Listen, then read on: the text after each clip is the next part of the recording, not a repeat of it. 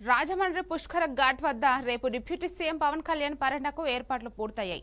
మంత్రి Kandula Durgesh, collector Prashanti, SP Narasimha Kishore, MLA Adireddy Vasu ఏర్పాట్లను సమీక్షించారు.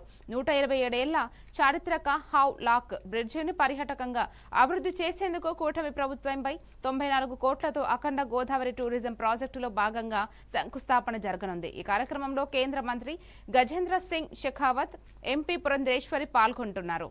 రేపు పవన్ కళ్యాణ్ బహిరంగ సభలో పాల్గొనరని, శంకుస్థాపన అనంతరం పర్యాటక అభివృద్ధిపై మాత్రమే మాట్లాడతారని అభిమానులు గమనించాలని ఎమ్మెల్యే ఆదిరెడ్డి వాసు విజ్ఞప్తి చేశారు.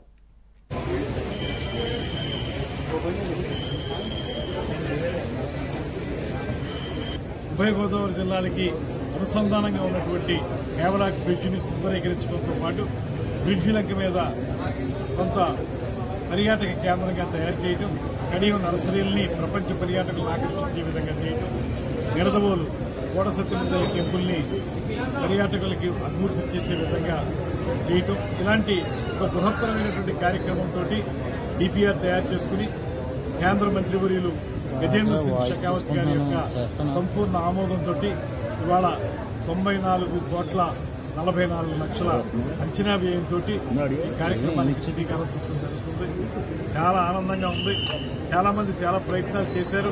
వారి అందరూ ఆలోచనలు, ప్రయత్నాలని అందిపుచ్చుకుని ఇవాళ దీన్ని కార్యరూపంలోకి తీసుకొస్తున్నందుకు కూటమి ప్రభుత్వంలో ఉన్న మా అందరికీ కూడా ఆనందంగా ఉంది. రేపు 26వ తారీఖు ఆ శుభముహూర్తం వచ్చింది.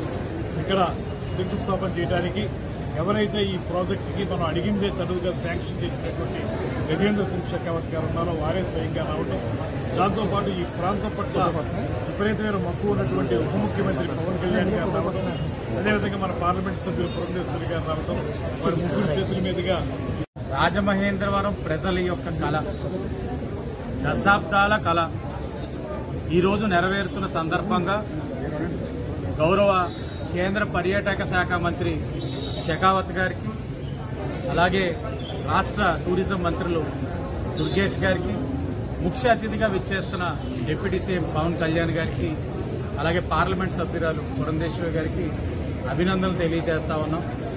ఎంతో మంది ఒక కళ, ఎంతో మంది కృషి చేస్తున్నారు.